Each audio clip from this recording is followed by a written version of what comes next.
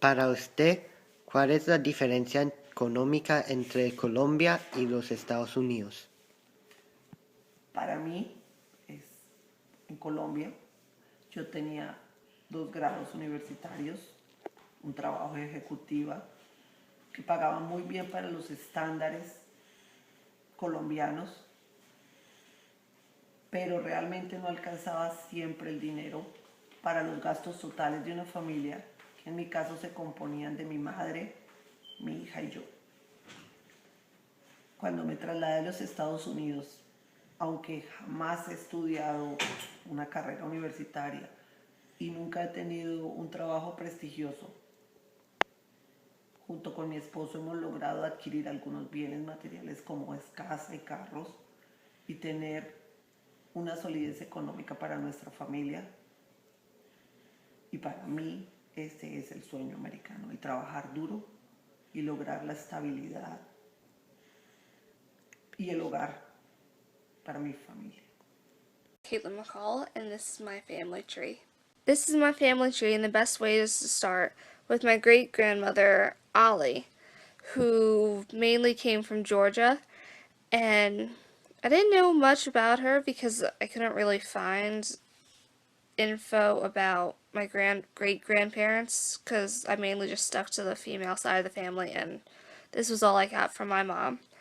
And basically, she lived in Georgia, and she had one daughter named Ona Lee, who I couldn't quite find out who she was married to, but they mainly lived in Tennessee. And between them, they had my grandmother, Margie, who was German, and married my grandfather, Walter, who was Polish. And between them, they had my mom and 6 other daughters.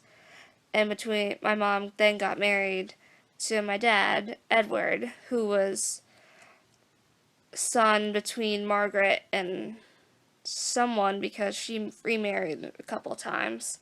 And they mainly lived in New Jersey, but between my mom and dad, she had 3 kids, Gina, Ashley, and me.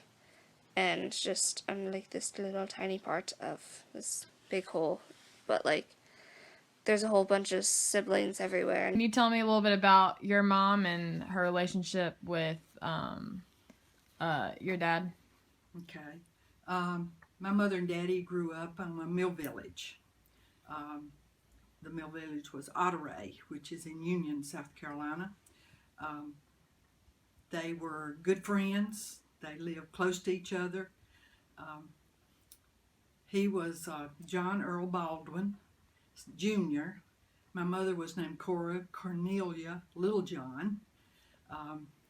He was born in Union. She was born in Gaffney, but they moved here because of the cotton mills. So they both worked in cotton mills. And one thing I found out real interesting as I was reading my mother's diary, she wrote diaries from 1929 up until the 80s when she got sick, was that if your family worked in the cotton mill here in Union at a mill, and say they had to go to the doctor or they had to be off, then a member of your family could come in and work for them until they got back. And then they would expect that family member to pay the person in their family who worked for them. And I thought that was interesting with all the laws that we have now, because you can't do that. But anyway, they dated. They were good friends. One night, my grandmother did not like my father, and so she would not allow my mother to have him in the house. So they would kind of meet different places to date. And this I found out in her diaries. So she's 28 years old. She is working in the cotton mill, as most of the people there did there in the mill village. And she had a curfew. And she had to be home, I think it was 10 or 11 o'clock. Anyway, they were 10 minutes late. And so my grandmother would not open the door and let her in. And so my mother and father eloped that night, and they got married. And they married, I think it was December the 2nd, 1939. And they went to Whitmire, South Carolina, and got married. And she always told me, don't ever, ever do anything for spite, because it'll come back to bite you. Well, my father and mother had 4 children. I was the oldest, and I had 3 younger brothers. And we always lived on a mill village as we grew up. My dad was a weaver, and most mills really liked to employ him because he was good at what he did. My mother worked with Monarch Mill, and she did what you call draw in. And it's kind of like, if you can remember, making these little hot pads with these strings, and you loop them and you weave it in and out. Well, that's what she did with making patterns for cloth. So, so it's my whole life they worked in the cotton mills, and usually lived in the same neighborhood. In fact, when I was growing up, both my grandmothers lived on the same street, a block apart. So it was real easy for me to visit back and forth to my grandparents' house, and to when we had family gatherings, everybody walked almost everywhere we went when I was younger. So it was easy for us to get together and have family meals together. We didn't do a lot of that, but I do remember at times when the little John, who was my mother, and the Baldwins, who was my dad, would get together and meet. All right, so how do you define diversity? Well, I would say that that a good example of diversity would be my growing up in the Detroit area, where there were many different people groups. There were Polish, African American, Asian, Arab descent, Latino, and just regular Caucasian, and all of those groups coming together to form a community. And all of the differences is what made the community better.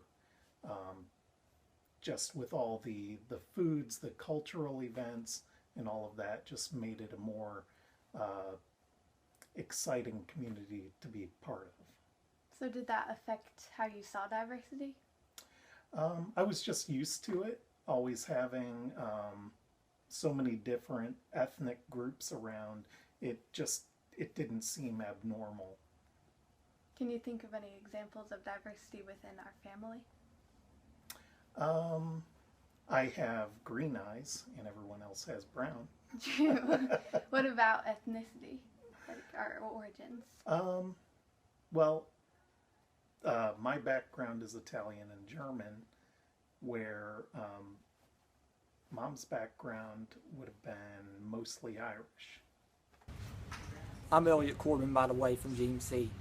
My family history, like ethnicity and all. I interviewed my grandparents, and they were discussing the ethnicities with me, and my grandfather has some Native American members of his family. The rest are Scotch-Irish. It's mostly Baptist roots for like hundreds of years. There is no records on when the family members came to America. So my family is Caucasian and pretty much homogeneous, not very diverse. My great-great-great-grandparents came from Germany, and they met on the boat to Ellis Island, and once they landed in Ellis Island, they got married shortly after.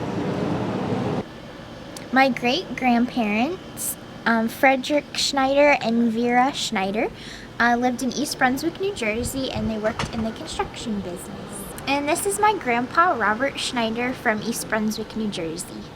And these are my parents, David Markheim and Tammy Schneider.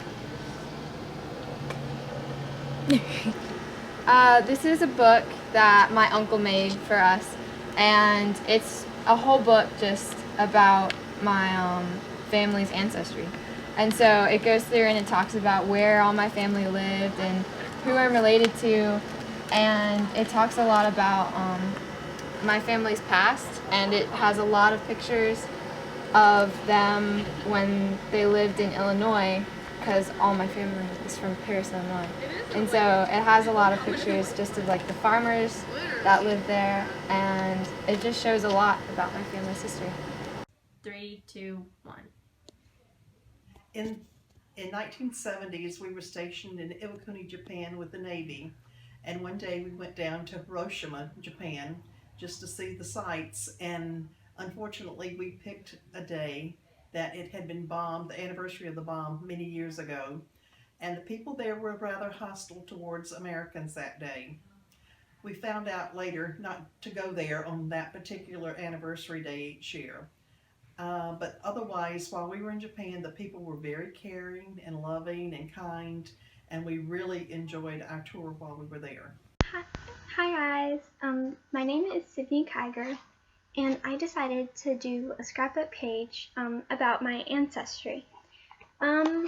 So my father's family is from Germany. We're not exactly sure where in Germany, but around the 1800s there was an immigrant who came there all the way from Germany, and we think he settled in North Carolina somewhere.